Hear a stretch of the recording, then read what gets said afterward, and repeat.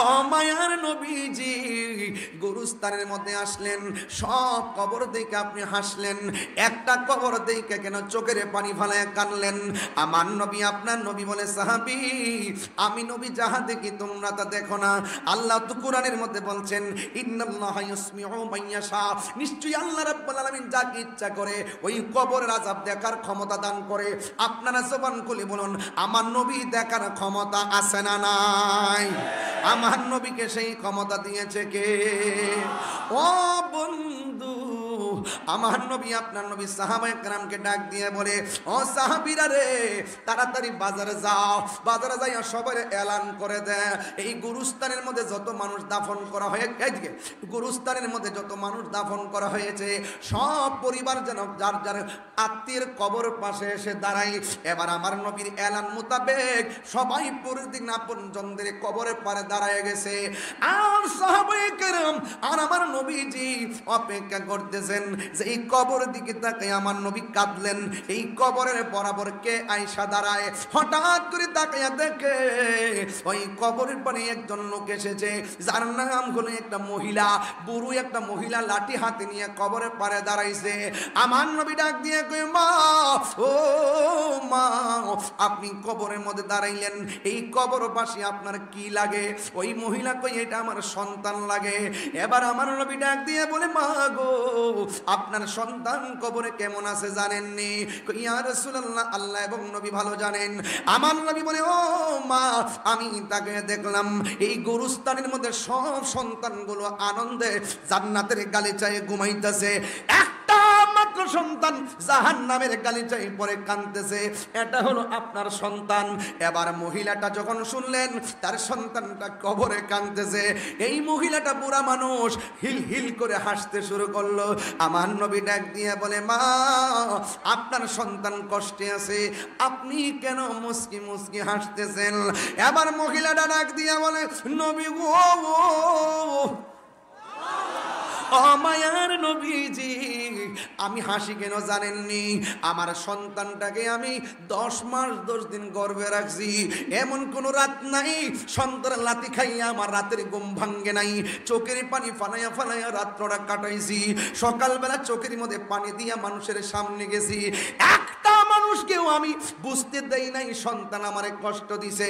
আমি হাসি মুখে মানুষের সঙ্গে কথা বলেছি, আমি যখন খাবার খাইতে বসছি আমার তলপেটের মধ্যে লাথি মারছে কলিজা বরাবর, আমি কাউকে বুঝতে দেই নাই যে আমার সন্তান লাথি মারছে, কিন্তু আমি মানুষকে বুঝাইছি মুখের মধ্যে রুচি নাই।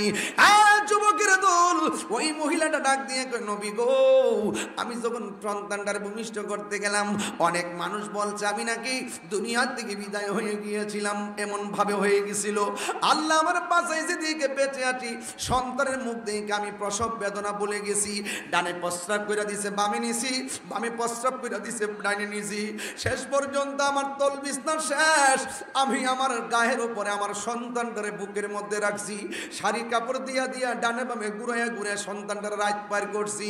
ইয়া রাসূলুল্লাহ, নবী গো, আমি নিজে না খাইয়া সন্তানটারে খাওয়াইছি, আমি এমন ভাবে লালন পালন কইরা, মনের মধ্যে বড় স্বপ্ন ছিল আমার সন্তান একদিন বড় হবে, আমি বৃদ্ধ হয়ে গেলে সন্তান আমারে দেখবে, কিন্তু সন্তান তো বড় হয়েছে, বড় চাকরি হয়ে গেছে, ওই দিন থেকে সন্তান আমারে দেখতে পারে না, আমারে খবর নেয় না, আমার সঙ্গে ভালো করে কথা বলে না। ও নবী গো, নবী গো, নবী গো, আমি আর সহ্য করতে পারি নাই, সন্তানের দেওয়া কষ্টে অত্যাচার স্টিম রুলাই দেয়ালের মধ্যে পিঠ লেগে গেছে। ও নবী গো, শেষ পর্যন্ত আমি আল্লাহর বলছি, আল্লাহ, সন্তানরা আমি এত কষ্ট করে লালন পালন করলাম, সন্তান আমারে মূল্যায়ন করে নাই, এখন সন্তান আমারে কষ্ট দিতে দিতে শেষ করে বলাইছে, ও আল্লাহ, আমারে হ্যাঁ কষ্ট দিছে, তুমিও তারে কষ্ট দিবা। এই কথা বলার পরে মহিলাটা ডাক দিয়ে কয়, ইয়া রাসূলুল্লাহ, নবী গো, আমার সন্তান আমারে কষ্ট দিছে, এই জন্য আমি বদদুয়া দিছি, আল্লাহ যে আমার মতন পাগলনির বদদুয়াটা কবুল করছে, আল্লাহ যে আমার দিকে ফিরে তাকাইছে, এই জন্য আমি আনন্দে হাসতেছি। ইয়া রাসূলুল্লাহ, আল্লাহ যে আমার দয়া করছে, এবার আমার নবী তো মুস্তাজিবুদ দাওয়া, নবী তো উম্মতের দেওয়ানা। মা সন্তানের প্রতি মহব্বত আর নবী উম্মতের প্রতি মহব্বত, পার্থক্যটা শোনেন। মা বলছে আযাব হইছে অসুবিধা নাই, আমার আল্লাহ দোয়া কবুল করছে। আর আমার নবী কয় মা গো তোমার সন্তানটা তো আমার উম্মত। আরো বড় বিলে বলেন না সুবহানাল্লাহ, আরো বড় করে বলেন না আল্লাহু আকবার। আমার জীবন মরণ সাজাবো মাদানী রঙে, আমার জীবন মরণ সাজাবো মাদানী রঙে। সেই রঙে রঙিনী হলে, সেই রঙে রঙিনী হলে আল্লাহ রাসূল থাকবেন আমার সঙ্গে, ঠিক কিনা? আমার জীবন মরণ সাজাবো মাদানী রঙে, রাসূল তোমায় ভালোবাসি। একটা প্রমিস করবেন, একটা ওয়াদা করবেন, কথা কনা সত্যি করে কি একটা কথা বলবেন? আমি যে ওয়াজ করতে আপনাদের কি খারাপ লাগতেছে? আমি কি বেলাইনে কথা বলতেছি? আমি একবার বলছি আজকে ওয়াজ বাড়িতে নিতে হবে, ওয়াজ মাঠে থাকবে না, ওয়াজ গড়ে যাবে মৃত্যুর আগ পর্যন্ত। এই ওয়াজকে ধারণ করে রাখতে হবে। আজকের ওয়াজ শুধু ঘটনা নয়, একটা চেতনার নাম, কথা বলেন ঠিক কিনা? বাবা এ ছেলে এটাকে এটাকে ওইটাকে ওইটাকে এটাকে ওরে ধরো না তোমরা। এই যুবক ভাই, ছেলে এটাকে এটাকে তুমি কোথায় যাচ্ছ? ওরে ধরো না কেন?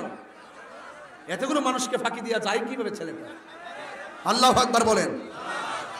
তা আমি এখন বলবো রাসূল তোমায় ভালোবাসে মন ও প্রাণ উজাড় করে, গাইবেন না আপনারা?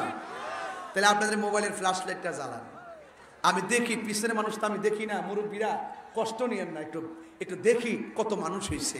সবার মোবাইল লাইট লাগান, দেখি বাংলাদেশ বলে গরিব ক্যাডা হয়েছে, কথা কন ঠিক কিনা? আয় হাই দেন দেন দেন, সবাই সবাই সবাই সবাই উঠলে উঠলে হবে না, উঠলে হবে না, সবাই বসতে হবে। উঠলে হবে না, উঠলে বন্ধ করে দিব, উঠলে বন্ধ করে দিব বাবা প্লিজ। উঠলে হবে না তো বাবা, আমি স্মৃতিটা নিয়ে যাই আপনাদের। সবাই হবে না বাবা, একটা হাত লড়াইতে হবে। এই সামনে উঠলেন কেন বাবা?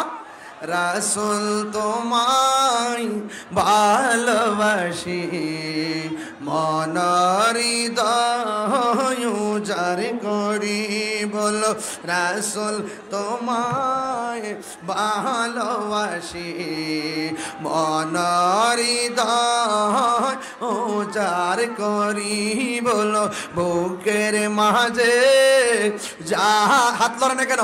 বুকের মাঝে জালায় আমার, দূর হবে তু মার দিদারে, দূর হবে তু মার দিদারে, দূর হবে তু মার দিদারে, দূর হবে তু মার দিদারে।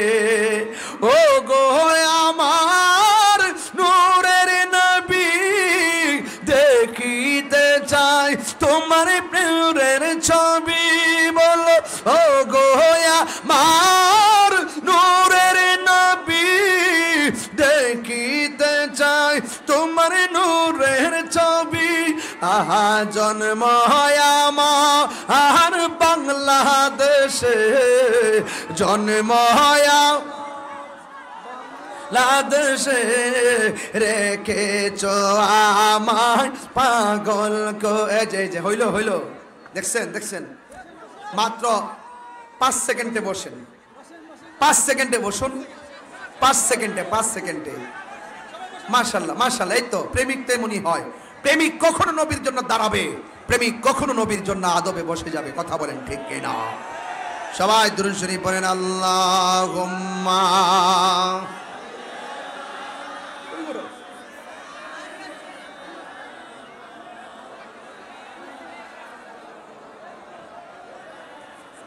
وعلى آل سيدنا, সবাই মোহাম্মদে বলেন আল্লাহু আকবার। আর দয়ার সুরে কন্যা আল্লাহু আকবার। এটা মহব্বতে জিকির করেন আল্লাহ আল্লাহ আল্লাহ আল্লাহ আল্লাহ আল্লাহ আল্লাহ আল্লাহ।